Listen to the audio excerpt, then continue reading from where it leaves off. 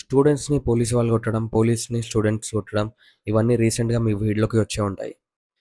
So, ఇదంతా start అయింది జంతర్ మంతర్‌లో ఢిల్లీలో నీట్ పేపర్ లీక్ అలిగేషన్స్ కోసం స్టూడెంట్స్ అందరూ కలిసి ప్రొటెస్ట్ స్టార్ట్ చేసిర్రు.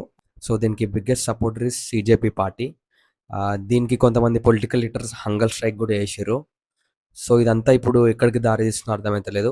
సో, కొందరేమో ఇది జస్ట్ స్టూడెంట్స్ రియల్ ప్రొటెస్ట్ అంటుర్రు. కానీ ఇంకొందరు బిహైండ్ ద సీన్ ఏందంటే రాముడి మీద జోక్స్ వేయడం, सीता के पति का नाम ले लेके नीता के पति का काम कर रहे हैं।